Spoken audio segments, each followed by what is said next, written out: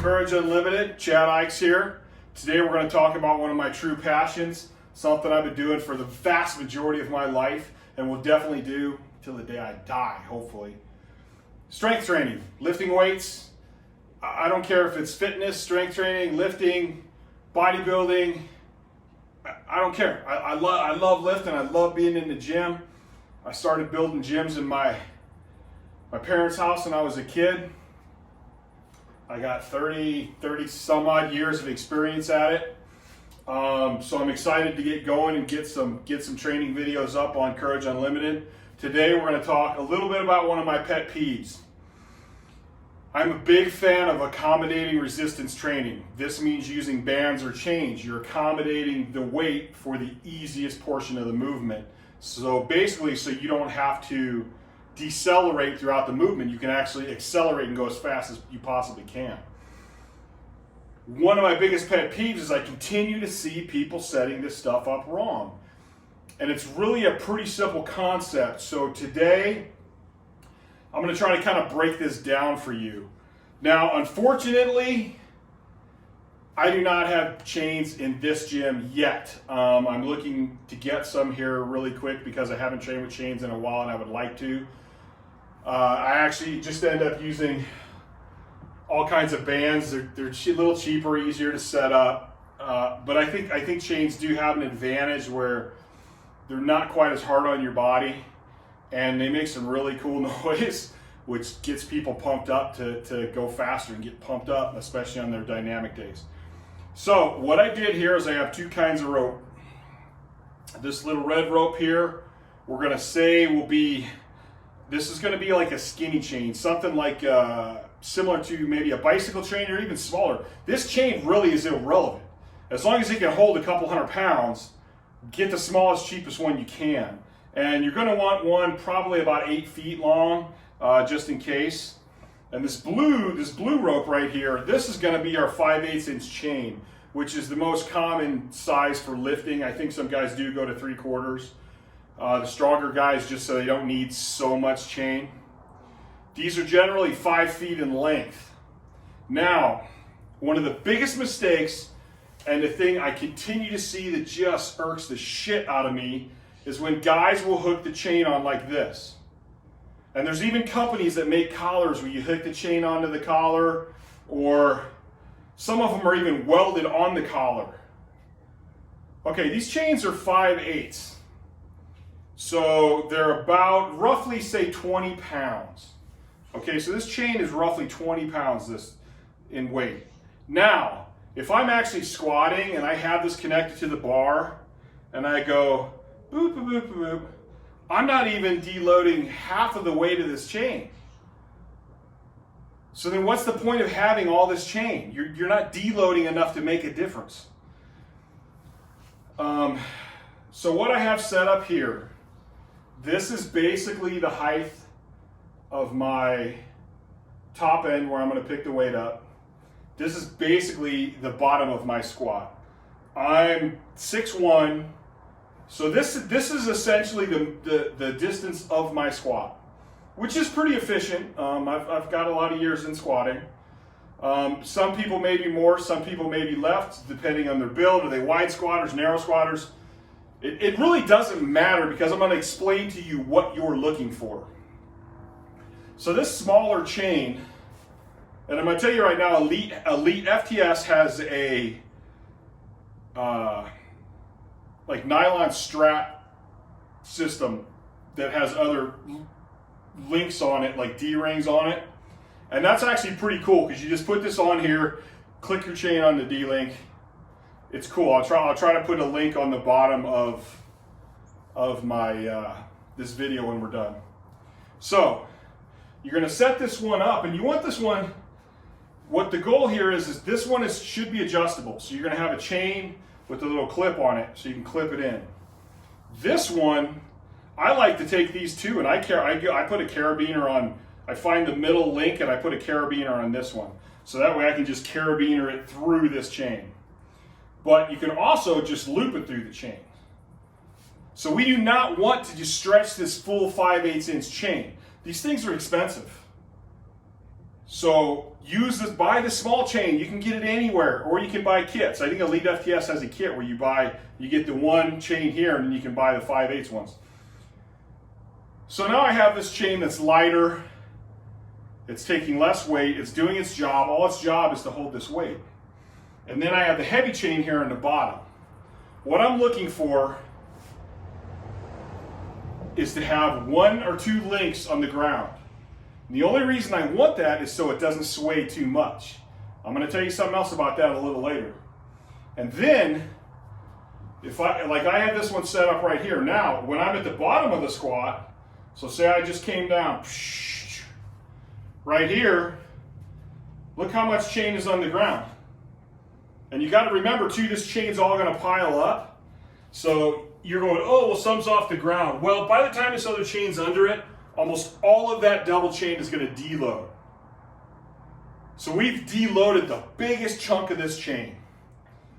Whereas with this system, and I go down here, look at all that chain I still have. It doesn't work, okay? Especially when you can go buy some of this that's really cheap, okay? Now, you can, at times, you can actually set this up where at the top, most of this chain is in the air, which has a benefit. When you're walking out, if you have all this chain, especially with all this chain on the bottom, you can get quite a bit of movement and swaying. And I know if I have people that walk out and they're bam, bam, bam, and they're all over the place, I'll pick that chain up off the ground so it doesn't drag. And that way they have to learn to really control this movement, to get tight, to get set, to have that tight brace and go bam, bam, bam, where they're in a nice solid spot and they're not moving all over the place. So the chain is actually really good to work on stability and people learning to stay tight as well. So that's it. I mean, that's really it with chains. It's that simple. You have this chain or the Elite FTS other system, and then you have your big chain. It's that simple. The key is to make sure when you're at the top, you want to set this little chain up so that you have most of it off the ground at the top as much as you can, and then you have as much as you can of it deloading on the bottom. But even at that, you don't want it completely deloaded. You want a little bit in the air all the time. So that's it. Now, well, how much chain should I use? There's so many different theories on this. I really don't like to use a lot of chain for max effort stuff. I like to do a shorter movement with straight weight. Some people go, well, I want to do the full movement, but I don't want as much stress. So they'll have a lot more at the weight on the top than the bottom. Say if you're doing speed work, you know, if you squat 2 to 300 pounds, you could use one set on each side, which is roughly going to be 40 pounds of chain with all this other stuff, maybe 40, 42, 44. If you're, say, 400 to 600 pound squatter, you could use 2 sets of chains, which would be 80 pounds. If you're above a 600 pound squatter, you're probably going to want three sets of chains, which is, what is that, 40, 80, 120 pounds. That's like, it's been a long day, but forgive me on the math. And you know, you talk to the guys that are going above that, they could be using 4 or 5 sets of chains per side. Now, it's the same thing with the bench. Again, we're going to have different heights on here, but it's pretty amazing how half of a 5-foot chain unloads pretty good on the bench and on the squat. But it's the same thing when you're setting it up. You want to adjust this one so that when you pull it out of the rack, there's just 1 or 2 chains dragging on the ground. Then when you're on the bottom of the lift, you want most of that chain deloaded. Again, you don't want this. This is just, it irritates the shit out of me, honestly, because it's just think about the point here. So, and again, so I can reiterate this. With this chain set up like this, okay, let's say I have 300 pounds in this bar. Let's say I have a set of chain on each side, so that's, say, 40 pounds. So when I pick this up, I have 340 pounds of weight on the top. Down here, I have 300 pounds of weight. Okay? So the bottom of the lift, when it's harder, there's less weight. The top of the lift, when it's easier, there's more weight. And the way I learned this was for accommodating resistance for speed work. So if I have 300 pounds at the bottom and I come up as fast as I can, this bar's probably going to pop off my back. If I gradually increase the weight as I come up, so, okay, let me take a step back. When I said it comes off, either I have to decelerate to not pop it off my back, or I go 100% and it pops off my back because I'm stronger at the top. With the added chain and the added weight as I come up, now I can go as fast as I can through the whole range of the movement. I don't have to slow down. Because even going as fast as I can, by the time I come up here, I've got so much added weight, it's just going to stay on my back. And this is the same thing with the bench press. You give me 200 pounds, if I go as fast as I can go bam and lock out, and the force will still pull me off the bench. But in order to go the speed I want, if I get more than 225, 245 off the bottom, it's not very fast. And I'm not working speed any longer. So, we load it up with chains. Okay, we put 2 chains on each side for an extra 80 pounds. So at the top I have 305, at the bottom I have 225. Actually, I would probably put 3 things of chains on the other side. But still, so now when I'm at the bottom, 225, I go as fast as I can, I'm gonna be at 300 at the top. So even if I go boom, as fast as I can, I'm not popping, I don't have the force now to pop myself off the bench because of the added weight. Force equals mass times acceleration. So, I cannot explain it any simpler than this. When I do purchase some chains, I'll try to post some more videos and some actual lifting videos so you can see in action the chains to hopefully make it a little more clear. But for now, this is pretty simple.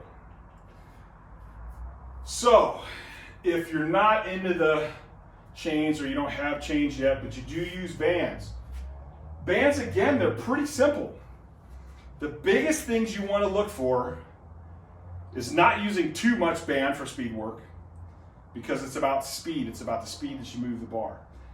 And making sure that there is tension at the bottom of the lift.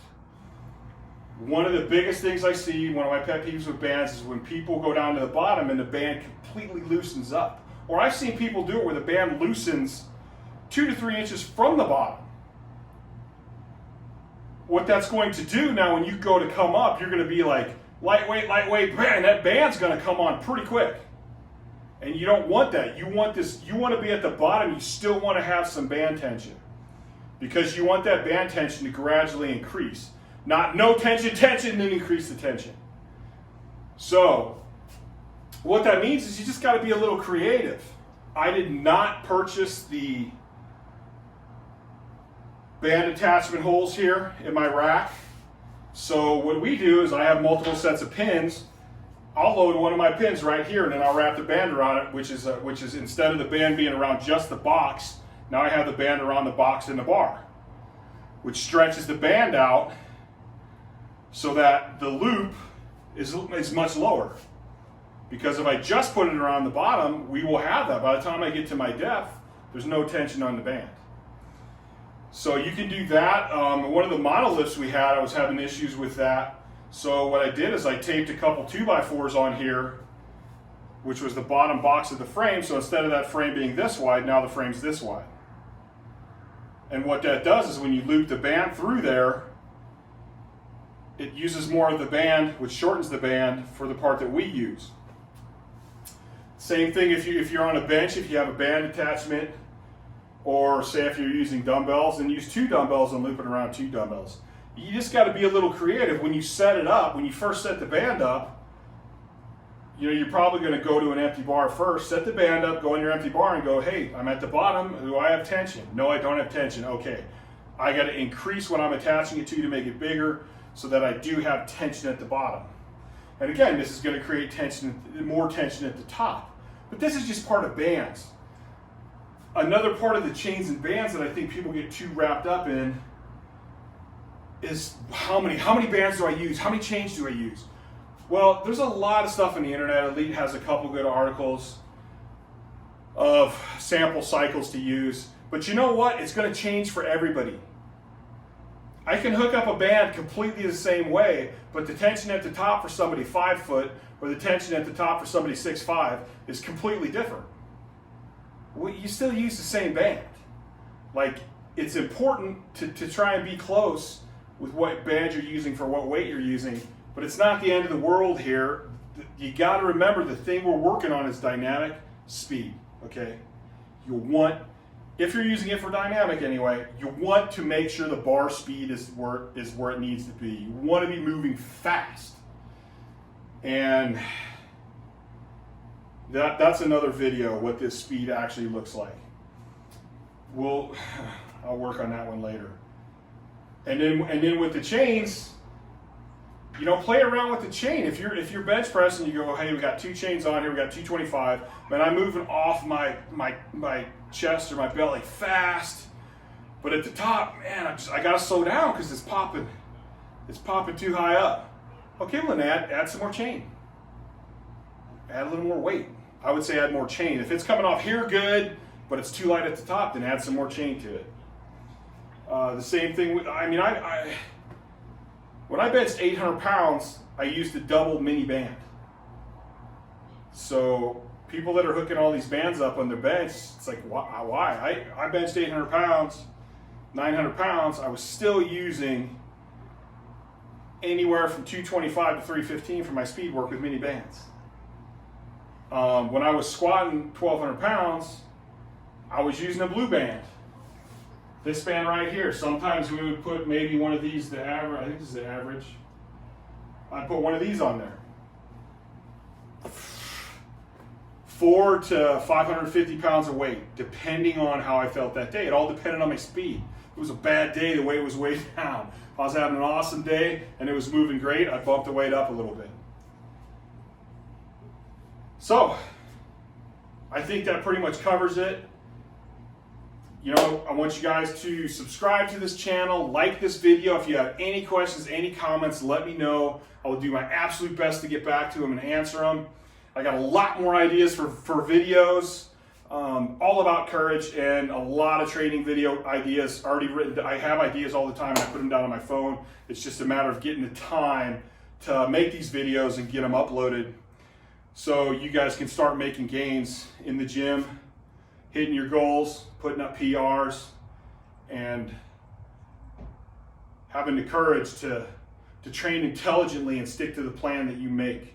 All right, guys, I'm gonna actually shoot another video here in a couple seconds, so I'll talk to you later. Thank you for watching. Thank you for subscribing. Thank you for liking, and I'll see you guys soon in the next video.